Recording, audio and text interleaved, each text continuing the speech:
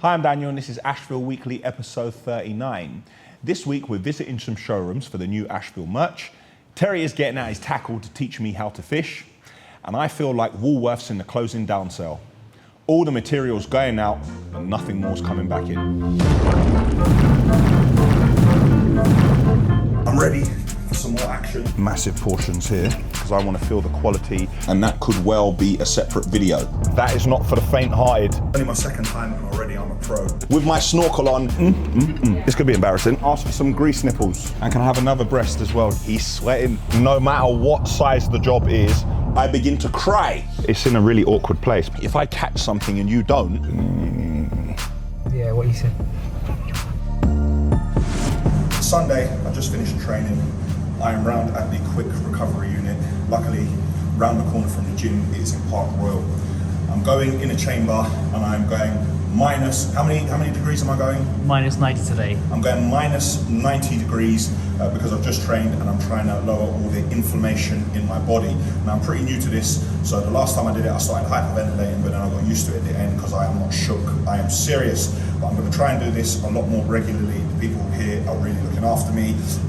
You know, your boy's got loads of injuries with the knee, injuries with the lower back, injuries all over myself, so trying to do this, hopefully the cold for 3 minutes I'm going in for? Correct, yes. Hopefully this 3 minutes can stop any swelling, any niggles, anything like that, and without the swelling, my body can recover quicker and I can get stronger and keep pumping.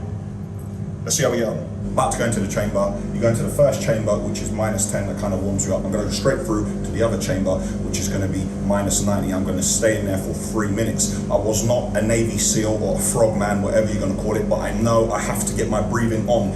Deep breaths, get the air into you, and try to freeze all the niggles in my body. Let's go.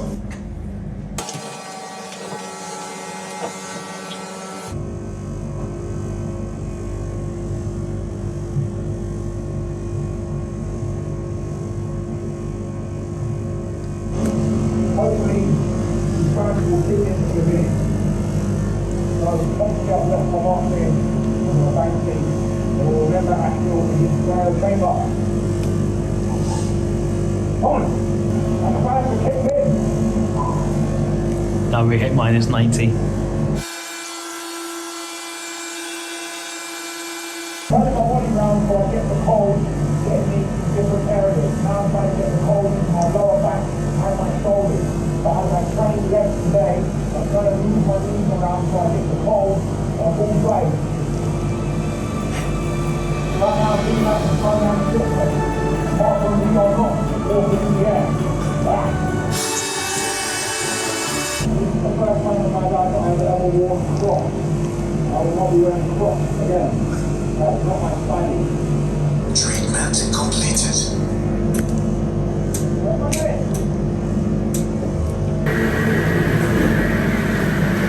That was 3 minutes. It's only my second time and already I'm a pro. I am a tropical people, but that doesn't matter. I can go to minus 90 degrees. Whew. Hopefully, I'm ready for some more action. I don't actually feel that cold, but I do feel nice and fresh. Apparently this helps you sleep as well. I feel really good. I felt really tired when I got here, but now I feel that I've half woken myself up. Body doesn't feel cold, but let me give you a little tip, guys. The last time I came here, I had trained and come here and my boxers were soaked with sweat and the water in my boxer shorts froze. So my boxer shorts went to icicles. So I bought a spare pair of boxers because I just trained. I put a fresh pair of boxers on, I feel a lot more comfortable. The hat, I have to wear the hat because I'm not used to it and I might get frostbite on my ears and I need to use these for listening in the week. They gave me gloves for my hands because I'm new to this and I don't want to get any frostbite on my hands. Last time I had socks to protect my ankles, but I've stepped it up a gear and I'm just wearing these Crocs. Nice. I'll see you Monday morning in the yard, bright and early. Monday morning in the yard, I'm in a meeting with the man from Euro Auctions. I don't want to sell any of the older lorries on Auto Trader and have fellas coming here kicking tires, telling me what my lorries are worth. The lorries, I've looked after them, I've spent loads of money on them. They go out working every day. Whoever's lucky enough to buy them at the auction, they can put them straight out to work and hopefully they can continue giving the lorries a good home. I've already asked the question and I am not allowed to hide in the auction with chin putty and some sort of face mask and some glasses and hide and trying to make my lorries worth more money, you know, bidding against people. I'm not allowed to do that. But I do think that we will go to the auction, and that could well be a separate video. The material is not gone yet. We will have material for Tuesday morning. Everybody is loading for Tuesday morning now. What Flo's doing, he's going into the bottom corner of the yard, he's taking all the material and he's moving it to a pile here because it will be easier to work. See, it's a lot easier to work in this area than that small area because that's a bit of a pinch point. So we have managed to survive the day, and the train's coming in tomorrow, but who knows what we're going to do on Thursday, Friday and Saturday. We need some more trains in here. We need to open the door onto the kitchen. Yeah. Sliding door, no, Simon, please, please, please. Too much work, too much work. Do me a favour, take this off here and put that on there so don't smash the worktop to pieces. And do you know what? Before you finish, I need to get the boys to take that sofa out of here. Flo and that, please don't build it with the sofa in because the sofa will never come out again. Tuesday morning, I'm in the yard momentarily. We are building a new wall here. There's going to be a little bit of a hallway here. We're going to build a super strong soundproof wall with a 54mm door that opens this way, just to give some added security and separation to this area, because people open this door to go into the construction office here and they distract the video editors. Terry has decided to come to work today after his holiday. Let's go upstairs and surprise him. Sneak up on Terry.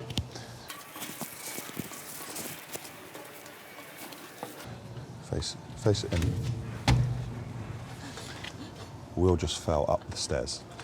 We're trying to sneak up on someone and this man falls up the stairs. Thank you very much for that, Will. Yeah. My foot went. He's not even at his chair. Hello. I can see what I can do. Well, that didn't go well. But at the moment, I'll probably be struggling a little bit. So Terry's somewhere working. No, sorry, Terry's somewhere. I don't think he's not somewhere working. Okay, we'll have to catch Terry on the rebound then. I'm leaving the yard in a minute with Ara. Get this, we have a day of looking at merch. We're going to different sites where people actually have the merch physically in their premises, and we're going to have a look at it because I want to feel the quality and see what it feels like. I may even try some stuff on if they've got my size, which is medium, extra small to medium. I wonder if they'll let me film in there. If they do, I'll definitely bring you some of that. See you in a bit.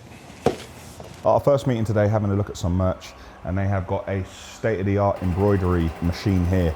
I was expressing concerns. For me, I'm always a man who likes to embroider, but the guys here showed me one of their printing machines. You know when you're young and you got a t-shirt and you love the t-shirt, you wash the t-shirt and wear it the next day, every single day, and then it begins to peel off. I've been assured that that won't happen with any of the Ashville merch, but I'm gonna have a look at this embroidery machine anyway, because you know how much I love equipment and machinery. Here, different here, like maybe the back slightly longer. If they were the same, I'd want a slit in the side here. It's not just a standard t-shirt, yeah? Possibly zips here. Yeah. It's more fashion than uniform. Got it. Yeah? Got it. And another sample. This is a print on demand, directed garment. Ara and Harry will be happy with this. That is my management. So incredible. Now they're trying to gas you. They're trying to gas Ara. On the normal time codes Yeah. for the edit, you've also put a lot of virtual stuff in there as well, Yes. which I can't get hold of at the minute. Okay. So- Well, don't tick it off then, but just leave the note there. Right, okay, cool. I'd Okay. say- Do you know, wait, hold on, sorry. Dan, do you know what I want you to do? Because I'm going to have to send them something, you see where we're putting virtual thing, do a black screen and put virtual footage and my text. As long as I haven't spelled anything wrong, of course. Yeah. Okay. Yeah? Yeah, I'll do that then. Yeah, I can do that. No problem. Thanks, mate. The video team are working on the Gildan video. Now, I spent 4 hours on Sunday watching the video, and I split it up into different areas. So one was just edits that I wanted to do. Another one was on-screen descriptions, what I wanted, explanations for some of the terms which are being used. And the last part was graphics that I wanted on screen. The sort of interactive things that help keep the video interesting, as opposed to me just talking like I am doing now. We've done our first meeting. We are now in the centre of London for our second merch meeting all going well. We managed to survive the traffic, and I would like to point out that I told Ara it wouldn't take that long to get here. Obviously, I know the roads. Ara said an hour and 27 minutes, and I did it in about 50 because I am serious. Didn't I, Ara? And I did not speed. And I didn't speed once. I know. I didn't break the speed limit once. Ara is a very conscientious driver. So when Ara's in the car with you, not that I don't drive like that anyway, but you have to, you know, both hands on the steering wheel, look straight ahead, full attention to the road. So Ara is pleased with my driving. It's like taking your driving. Yeah, it's like taking your driving test, being with Ara, hands at 10 and 2 o'clock. Well, let's see how we get on at the next merch place. On the way back to the yard, after looking at merch, thought we'd stop at Chicken Kitchen and get some takeaway. The second place where we went, they didn't actually let us film. Maybe I didn't want to show you where I was going because I didn't want to give away the trade secrets. But we're very hungry, had to stop, starving, and there's nothing like this near the yard. So let's go inside and get some food. Why aren't you answering the phone? When did you call us? I've been calling you repeatedly. I'm going to tell Sheldon. You can tell Sheldon. Yeah. You told me husband. Sorry. Oh my God! Which flavour would you like it? Barbecue. I'll have barbecue, please. I'm sorry, jerk. Jerk. Oh, really? Jerk. And can I have rice and peas? It's inside. Rice and peas. Why are you getting all of these things? Like, what's good? Why rice and peas? I'm going. Do you know? Normally I go for the dumpling burger, but I'm training a bit as well, and I think I'll leave the dumpling burger till the weekend. Obviously, I need the rice and chicken. It's the power. It's coming back. I need to make sure I get the good food in me. Can I have some plantain as well, please? Sure. And some avocado as well. Sure. And can I have another breast as well? Jerk, please. Two breasts. So 2 breasts. Yes, please. Thank you. Anything else for you? Any drink?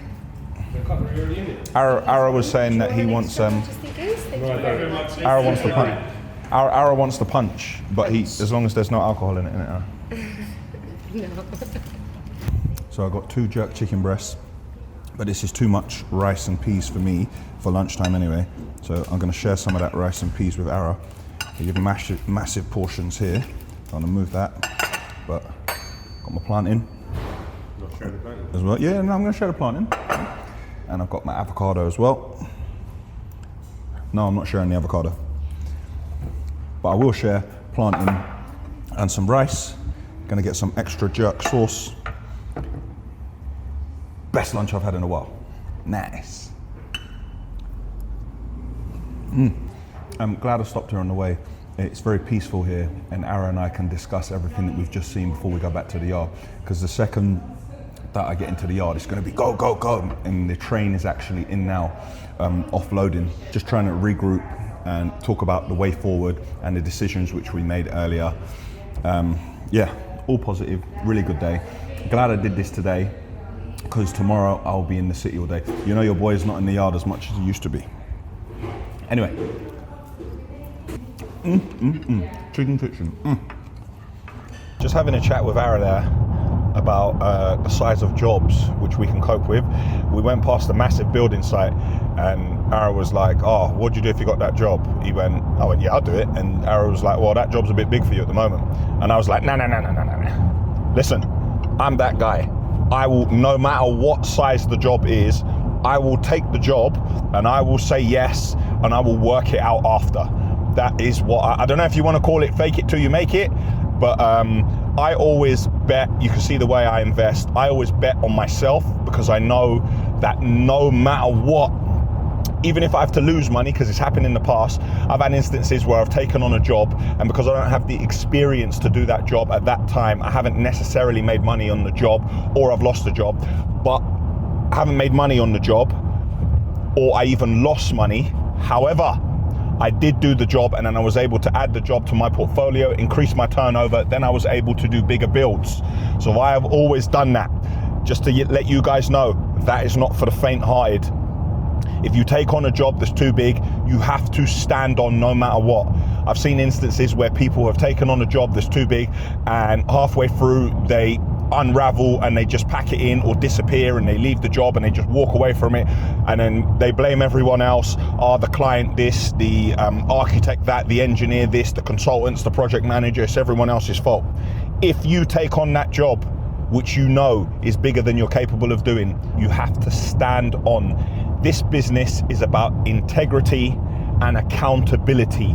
Do not point fingers at other people. This is the best way to look at it. The way I've always looked at my business as I'm growing it, which probably made me micromanage more than I needed to for a long period of time. Anything that goes wrong is your fault. Something goes wrong is your fault. Someone did something wrong. If that person did something wrong, then why did they do something wrong? Did you put the right person in the job? Something broke. Why did it break? Did you buy the best one you could buy? Have you been maintaining it? Have you been looking after it? If you take full accountability for everything you do, while you may need to micromanage for a period of time, overall, you'll have more control of your business and you'll be able to push it forward. And you'll also know every element of your business, which means you understand it better and hopefully can run it better. No matter what, guys, make sure you stand on and finish it till the end. And then eventually, it will be worth it. That's my 2 pence worth on words of wisdom for the journey back to the yard today.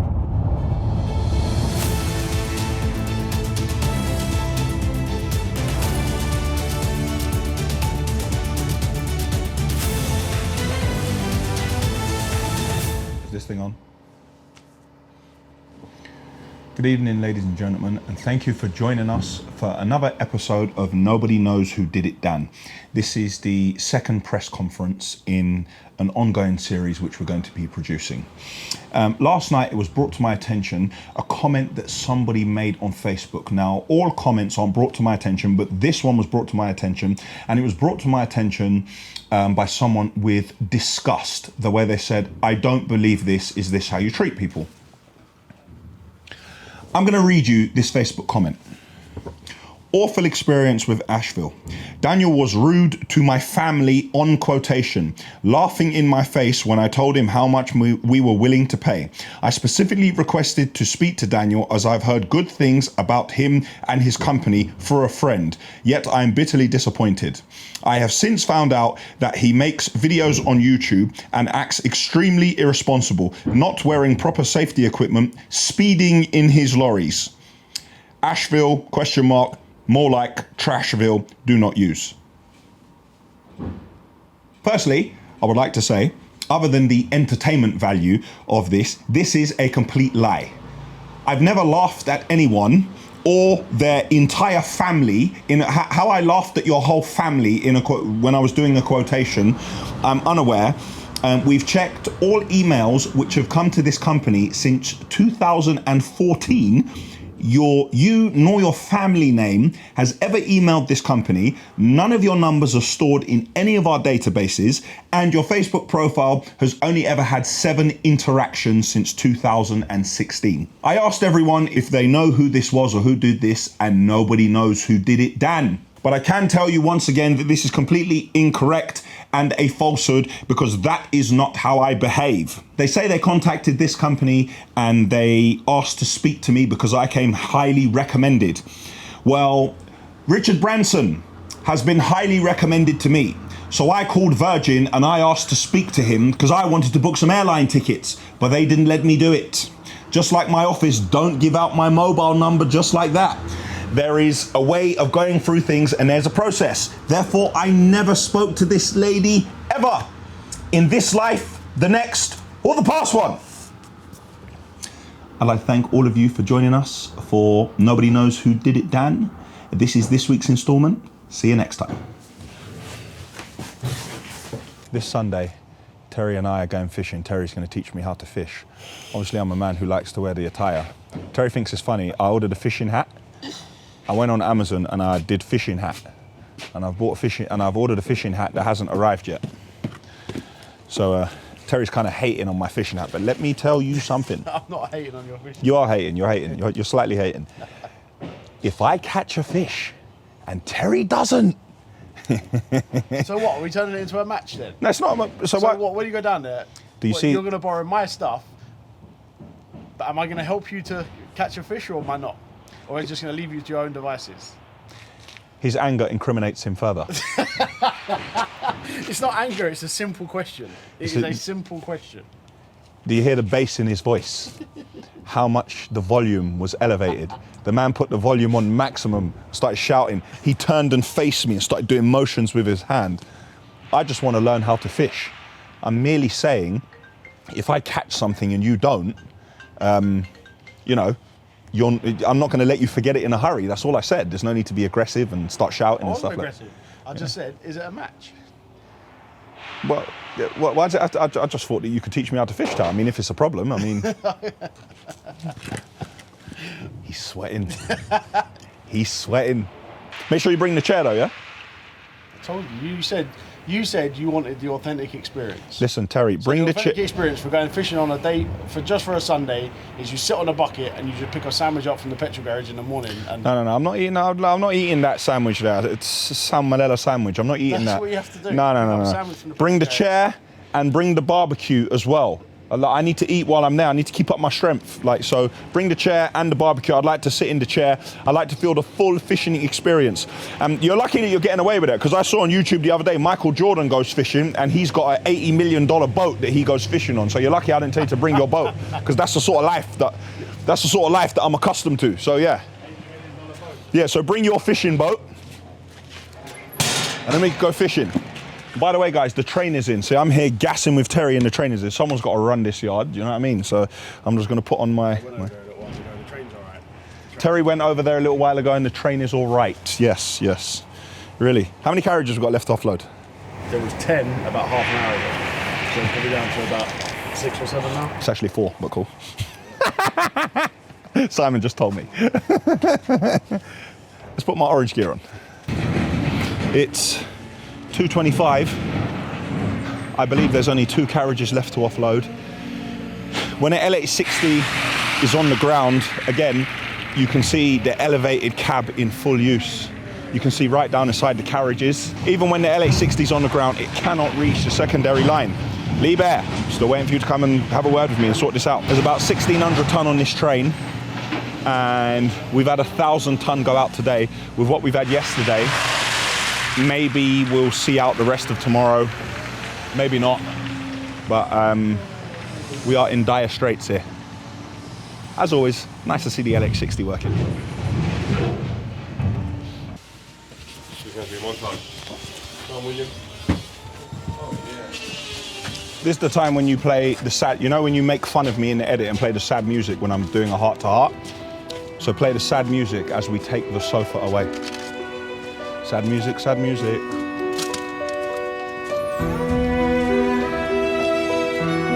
It's been emotional with the sofa. We've grown very close, spent a lot of time together. But unfortunately, work has got in the way again of a personal relationship of mine, and work comes first. So the sofa's had to go. There's a wall going up, and we're going to make more space for more people to work. Work. It's still Tuesday, I'm still in the yard, and the delivery has come. Hopefully, this is what I think it is. I spoke this into existence earlier. Our trusty friends at Amazon. Yes, it is. It is my fisherman hat in preparation for Sunday. Let's see if we can get this on my big medicine ball head. Yes, this is going to be a great surprise for Terry. By the time, oh, what's going on here? Yeah, by the time all of you see this, we would have already filmed and hopefully put out a fishing video. But this is my fishing hat. Obviously, man's got that fish swag right there. No, I don't have that fish swag. I've got that fisherman swag, right? Gonna watch a couple of fishing things tonight on YouTube as well, just to make sure I get the correct lingo, etc. when I'm there. But I'm very happy with my hat. I found an Ashville top in khaki green as well, and I'm just looking for some green bottoms. Let's hope it doesn't rain, but if it does, I'm gonna go anyway. Is that my hat? That's sick. Ain't it sick? Wednesday morning, I'm in the yard. I'm not meant to be here. I'm meant to be in the city, but I checked my diary and my first meeting in the city is actually at 12 o'clock. Couldn't help it. Come into the yard this morning, actually have to go home and get changed. at some point because I can't go to the city of like this. Well, I can, but then everyone rolls their eyes at me. No, carry on, don't worry about me. I had a subwoofer at home that I saved from the showroom in Chelsea. Our showroom we had at 541 Kings Road many years ago. I had to bring that in because I want to set it up in my office, because I realized yesterday when I was testing the sound in my office, all I had was ceiling speakers and it was sounding all very tinny. So I need some bass in my voice. Obviously, the music I listen to sometimes requires bass, not the classical stuff, but the other stuff. I'm gonna have a quick few meetings here. I just gave the boys a few instructions to do. To be honest, we're slacking here because I used to have the boys every single Saturday go around every single lorry, and I tell the drivers to keep the cabs clean. And I've just told the boys in the yard to go around every single lorry and just check any lorry that's in the yard and empty all the rubbish out of it. Then we're gonna send a message to all the drivers and say, at the end of the day, we need your rubbish out of it. It's not so much a problem in the summer, other than the fact that it's disgusting and the inside of some of the lorries look like pigsties. But when it's a lot colder, any vermin which is running around, they can smell the food. And when the lorry's hot, when you park it up at the end of the day, vermin can go into lorries for the food. But then what they do is they chew the cables. So you get into the lorry in the morning, you turn the key, the dashboard lights up like a Christmas tree, and you don't know what's going on. It's because vermin have gone and chewed the cables, and I don't want that. So I've sent them around to have a look at everything.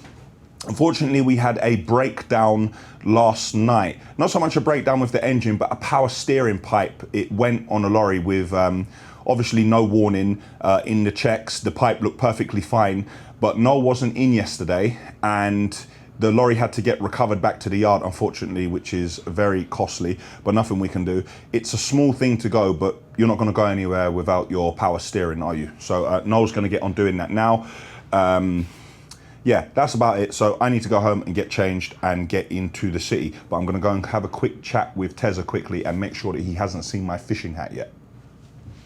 Wednesday evening, I'm at home. I spent the day in the city. I got in late. I'm trying to catch up on emails and stuff, but I'm so tired that it's taking me about 3 times as long to write an email. I actually forgot my small DJI filming equipment in the car and my mic, so this audio and video is not great and my video team won't be happy, but I cannot be going downstairs now to go and grab it. I'm just having a look at a couple of things that QPR sent through as well. You know, the LED boards in the stadium, the ones that changed, they sent me some artwork for what's going on there, and I'm really trying to finalize it, but I'm just trying to translate what I'm saying in an email. You know, it's a lot easier just to tell someone what to do if you're sitting with the person who's designing it, but I'm trying to do it in an email. I'm trying to catch up with other emails from the day because I don't want it to lead on to tomorrow, because tomorrow is also a busy day. I've got to get a lot done. I've got to go to the doctor's first thing in the morning. So signing off for Wednesday evening. It's Thursday morning. I'm sat on the flyover going over Edgware Road on the A40. This day is not going according to plan. I set out early this morning. I had a meeting to go to, then I popped by the doctors quickly, and then I had to meet Will, but I didn't want to go all the way back to the yard. So Will jumped in the baby grab with Adrian and he got a puncture. They had to change that, so I ran to another side of London to do something, and now I tried to meet them, but Adrian's got in front of me and he's gone to the job in King's Cross, and now I'm sat in traffic and I need to get to Yianni's to film because I need to get back to the yard because I have a meeting at 1 o'clock. So I am trying to use Ashville Lorries to go out there and work, but at the same time be Ubers to transport my video team. Not the best idea I've ever had. So we've managed to find Will. I'm here. We've made it, and now we are off to Yianni's. I'm actually on the way back to the yard without having actually even been to Yianni's, even though I'm in the area. I'm actually running around trying to do 100 things, and I'm doing all of them at 50%, which means I'm actually doing nothing. So I'm quite annoyed. I have a meeting at the yard at 1 o'clock, which I have to be in, and I can't push that meeting back because I have a Teams call at 2 p.m. and then I have something at 3 p.m. and my phone goes. So I'm actually pretty annoyed. I'm not actually getting anything done what I need to be done. It's really annoying me. So what time are we starting Sunday? 5:30, 5:45. I've got a meeting in the morning. No, you haven't. I've got a meeting. If you check the diary, I've got a meeting in the morning on Sunday. Meeting with your mattress and your pillow. No. I've got a meeting on Sunday, and it's not really fair on Will for me to ask Will to get there at that time. So I already sorted this with Wilson. No, it's all right. No, because Will, I'd say, for your sake, I know you're trying to act tough in front of everyone, and you got to show that you're always on point. So 5:30's not a problem for you to be here. Because we could do that on normal days if 5:30 ain't a problem for you. You could start on 5:30 on normal days. Right? Okay. Let's call it an even 7 o'clock, Terry. 7 o'clock. Yeah. Then you're going to miss the most integral part of fishing, which is first light. First light? First light. What happens at first light? That's when the fish are most active. You see the fish are most active? You see them jump in, you see they give themselves away. Really? Mm. But won't fish continue to swim around for the day? Isn't that if we see them here, can't they swim to the other side of the lake in a minute? They can, but at least if you've seen them at first light, you know an area that they're in, you've got something to start with. If they move and you see them move, that's why I travel light for a day session. This is why we'll be sitting on buckets. We won't be sitting on buckets. All right, because cool. if you see them move... Let's agree to disagree, and for the sake of Will, let's start at 6/7-ish, more closer to 7 on the dot. That's a happy medium. Is it? Or do you want to be 6:30? You're going to be here for 6:30 on We're going to be here for 6:30 on Sunday. And you said, is your 6:30 going to be your 7 o'clock? No, 6:30. If I need to be there for first light, obviously I'm not well versed in fish, but obviously I'm going to pick it up fast. I need to see where the fish are and see what's really good with these sorts of fish and what's going on. You know, the eye contact, like what are you hoping to catch, like some red snapper or something like that? No, I'm thinking more of a whale or something. Yeah, I come from the time of when Jaws, you know, dun dun. You know, like a shark can come in your living room and eat you, and Free Willy and all these sorts of films about the sea. So come in your living room. Yeah, so these are the sort of fish that I'm going after. Okay. So I'll see you here at 6:30 on Sunday, yeah? 6:30 Sunday morning. And Terry, do you know the most integral part of the day is first light, because you can see the fish? I was aware. You were aware? I might have heard that somewhere before. Yeah, boy, we all learn somewhere, don't we? We learn something. 6:30 Sunday morning, let the fishing begin. Are you ready, Wilson? Give the camera a little shake if you're ready. Wilson is also ready. 6:30 Sunday morning. This giving me some pointers on fishing. Yeah, I'm not going to say I'm teaching, because that would lead you to believe that I'm good at it. So. Yeah, Terry's showing me. This is a little Ashville story time. It's not a very big Ashville story time. It's a very short one. I went to St. Lucia for the very first time. I believe I was 8 years old. And I hadn't met my family yet. And I said to my mum, long story here, I said to my mum, Mum, I want my family to believe that I am successful. So at 8 years old, I arrived in St. Lucia on the tarmac at Viewfort in a suit and tie at 8 years old, because I wanted to make a good impression on my family. When I came off the plane and landed on the tarmac and it was 30 degrees and the sweat began to gather on my brow, I realized that was a bad idea. When I got to St. Lucia, that was bad idea number 1. Got to meet all my uncles, very exciting. My uncle, who's a fisherman, he said, look at his hair, to my mum. At this point, I wasn't in control of my haircuts, and my head somewhat resembled a microphone. It was very round like this. I had an afro, and my mum said, when you grow older, you will appreciate your hair. Believe me, she was right. My uncle said, where did he get this haircut from? I'm taking him to get a trim. At that point, my uncle took me to the countryside, yes, and we went to his friend's house. And at the point I saw an extension cable running outside and a chair, I should have known better. But being 8 years old, I trusted in my uncle. They pulled out the clippers and they began to take the side off my hair, like this. They gave me a complete flat top and they put a D in the back of my head. At that time, that haircut was called a girl rush me. To this point, no girls have rushed me because of that haircut. Anyway, I left that place and I went back to my grandmother's house with my uncle, and my mum looked at my hair and she proceeded to beat me and said, why did you let them cut your hair like that? I was crying and I said, my uncle took me to get a haircut. My uncle wasn't happy because I was somewhat of a grass and I should have firmed it, but I didn't. Bad idea number 2 in St. Lucia, going to get a haircut with your uncle. We now come to the final idea.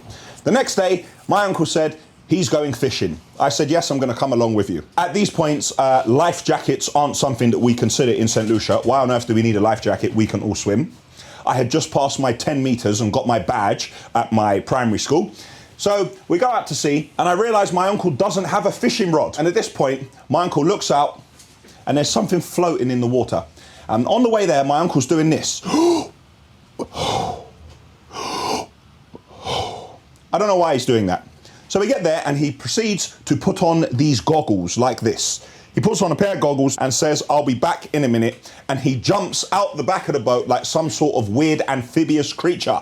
My uncle is gone for over 5 minutes. I begin to cry and try to work the boat engine myself to go back to shore because I believe my uncle has drowned. It turns out that when my uncle was fishing in St. Lucia, he would leave nets in the water and come back to collect the nets with no diving gear whatsoever, just a little snorkel outfit like that. So when my uncle came back up and I was crying again like I was the day before and like I was the day at the airport, he said, boy, we are going to have to toughen you up. And he took me back to my grandmother's house and left with my mum. And for the duration of my holiday, he never came and collected me and took me anywhere again. That was bad idea number 3 in St. Lucia. So what Terry doesn't know is I have experience fishing already. Not saying that I'm gonna dive in the water there with my snorkel on and try and find the nets, but I do have experience fishing. So how do you feel about that, Terry? To be honest, I don't think Dave Rowe down at Mayfield Syndicate is going to be too happy if you start diving in with your goggles on to try and catch a few fish. But right, it's an interesting technique. But just know that I am ready for Sunday.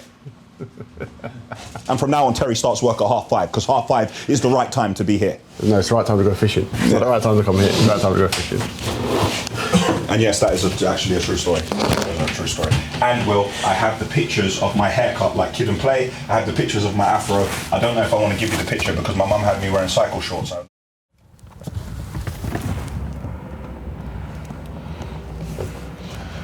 It's Friday and I'm in the yard. And I am tired of mashing up my trainers all the time.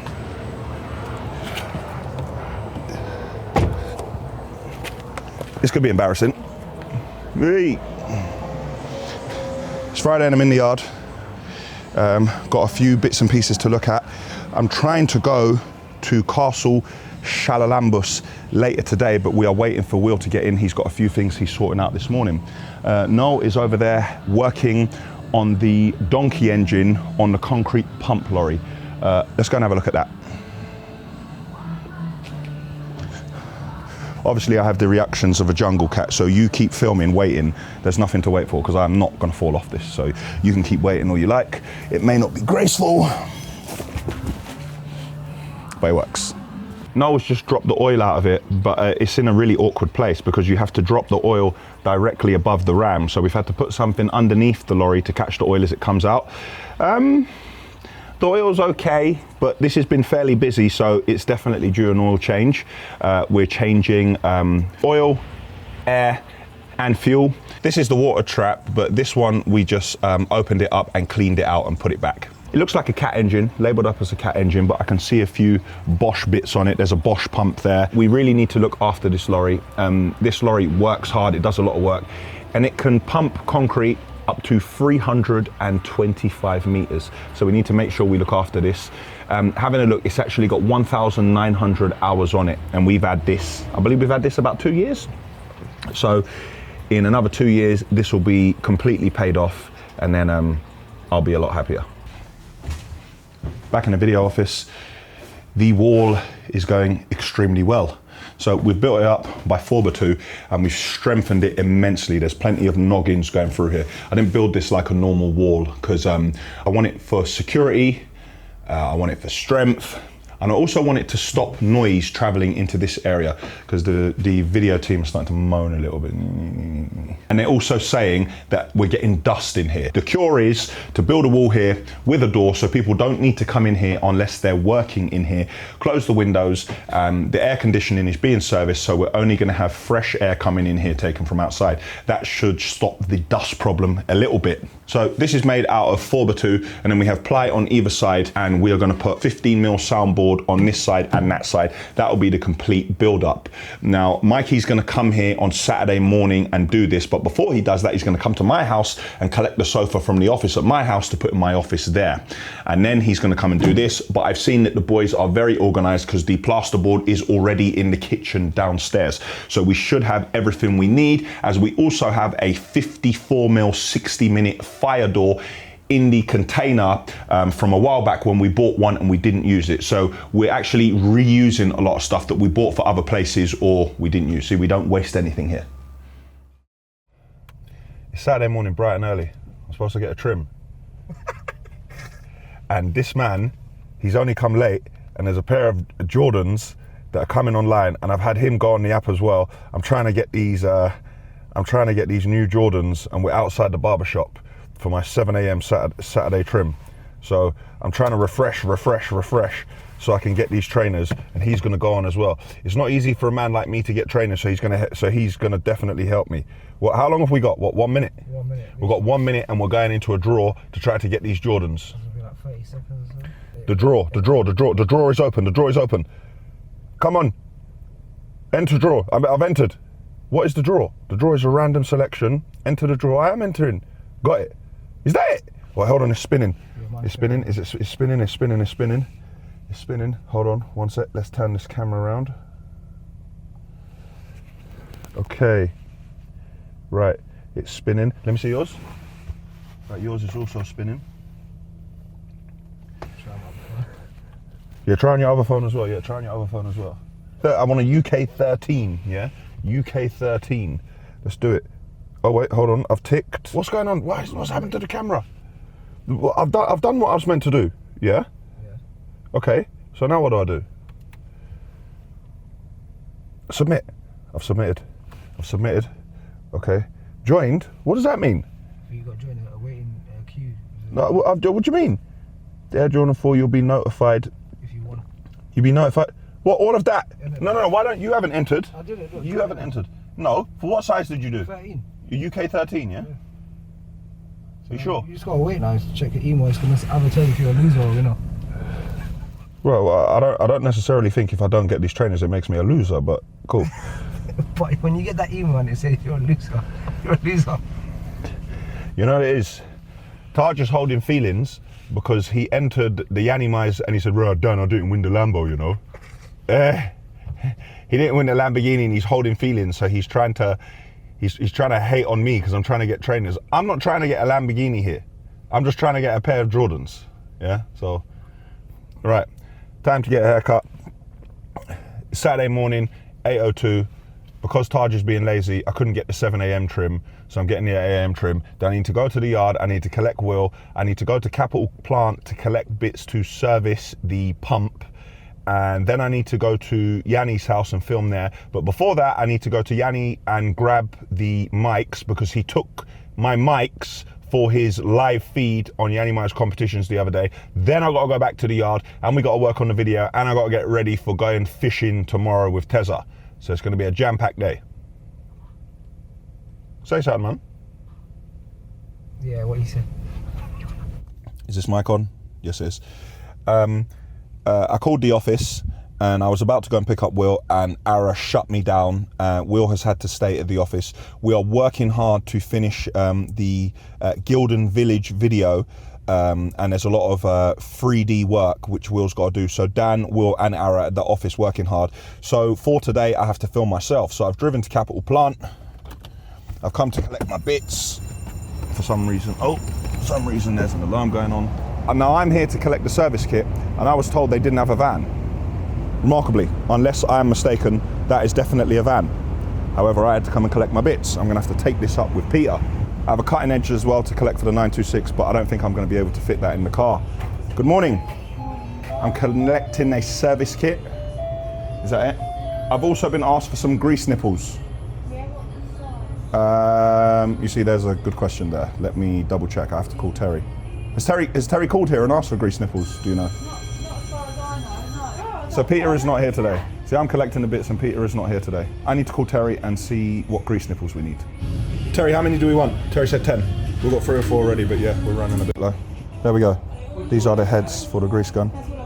On site at Council Shallow Lambus. The first thing I noticed is that we have had some deliveries of some tiles, and I told you that the big van is going very soon, and I can see that Mikey is prepared because he's taken the tubes from the top of the van off where we normally store the copper pipe. Here we are on the ground floor. The feature I showed you a few weeks ago is coming along nicely. You can see along the top here, It's gone all the way round. We're all the way over here now. So we have made great progress. You can see that one side of the plasterboard is on, and we've already started filling the joints, and the bottom side is also on already. On the whole, the plan is to get the top floors cleared. So we're going to go upstairs in a moment, but I believe we are grouting the bathrooms, and Chris has begun to put the sinks and other stuff like that in place. Then we're going to begin to move our way down, and then all our focus will be on the ground floor and outside. And while we're doing that, we're going to let the electricians and the bespoke cabinetry company and any of the other subbies that Jan's got on the job, we're going to let them decorate, put the fitted wardrobes in place, let them fit the doors, let them do the second fix of electrics, and we will concentrate down here. So the end is in sight. Here we are in Jan's cinema room. Again, you can see the feature being built along the outside, and the ceiling is going in now. So again, in this room, we are progressing nicely. But at some point, we're going to hand this room over, because I believe Jan's going to have panels all around this room. So once we put the ceiling in, we plaster the ceiling, there's not really a lot more we can do. Then again, we may not even plaster the ceiling, because I think Jan may have the star lighting in here or something like that. So I'm not sure how much us plastering would help. One of the changes that happened as the project evolved was on the ground floor. Jan asked us to create a nanny room for him, or for guests. So in this room there will be a small bathroom and a really tiny kitchen, so somebody can have a self-contained unit here. Here's the stud work of the bathroom that's going to go in this room. We have plenty of plasterboard here, ready for the other work we're doing around the house. So this will basically be a self-contained room. You can see the pipe work that's going throughout the house as well. Chris's work is second to none and excellent. Here we are in the bathroom. The tiles have been grouted. You can see all the colors. And if we come over into this area, we can already see some of the fixtures and fittings are going on. Look at this. And everything in here is black. You can see Jan's shower mixer. And we can see the shower head. Hopefully he doesn't mind me showing all of this off.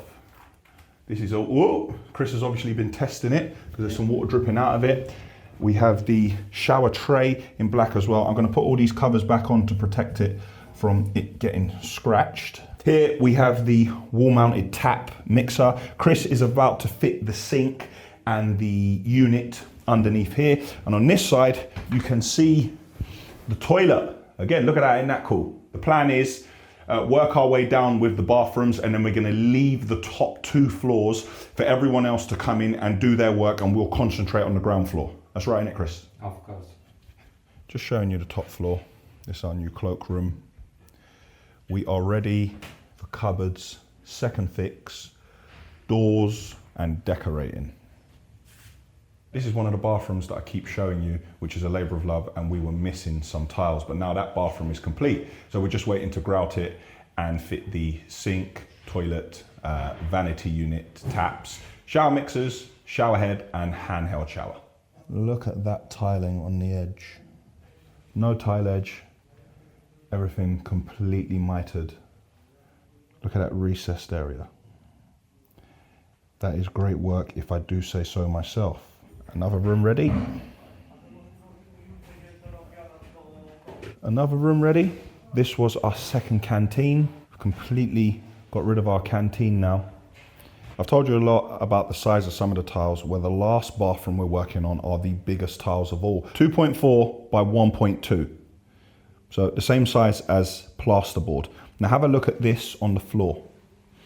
This is the shower tray area, and we have cut the tiles to fit, but we have cut them out here, and this is actually the tiles that are going to be used in the shower tray area, and you can see we've dropped the linear grille in it. Have a look at that, guys. And this will go in this shower area on the floor here. So you can see the format of the tiles. There's barely any joins whatsoever in the main area when you walk in. And there's a slightly different tile on the wall. 2 have already been fitted.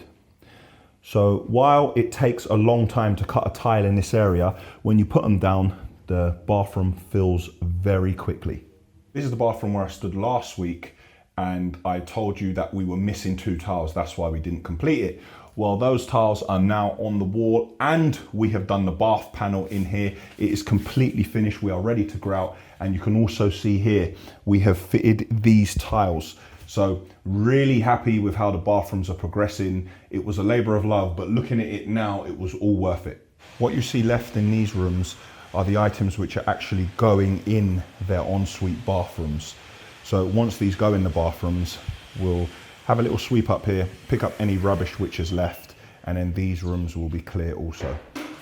Just before I leave, I said the canteen had been removed, but we do need a canteen. The boys need welfare, we need hot water, eye wash stations, first aid kit, microwave. The boys need to make tea, coffee. So we have moved to the garage because this is the place where we could get out of everyone's way. Off back to the yard.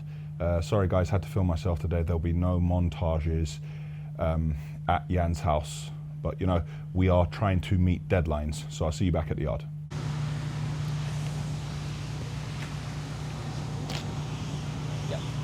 On the way back to the yard, I had the fright of my life.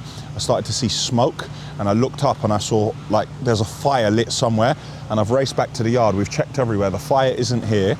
Our neighbors aren't here, but the fire's not in their yard either. But there is a fire somewhere around here, and there's smoke everywhere. You can barely see. I'm not sure if you could see it on the camera there, but there's smoke in the sky, and it's definitely not coming from here. But I know I always say this, but I know that people are going to blame us and say that we were burning something or there was a fire in the Ashville yard. No doubt the fire brigade will probably turn up here soon. But thankfully, it's not us and it's not our neighbours. Otherwise, I would have had to call them and let them know and call the fire brigade. But yeah, had a bit of a scare there. That's it for Ashville Weekly, episode 39. The Ashville Massive have spoken. Now the mugs and soft toys are in production and should be with us in 6 weeks. Thankfully, the fire was nothing to do with Ashville, because quite frankly, I don't want that smoke. And even though I'm a tropical people, I did enjoy being frozen, but I'd still rather be in St. Lucia. Click here for the Ashville website. Click here to subscribe to our channel. Click here to see a video of Terry teaching me how to fish, and click here for last week's episode, which was number 38. Oh, Will, do you reckon we could catch a train before next week? Oh, sorry, was that actually a bit bait? Get it?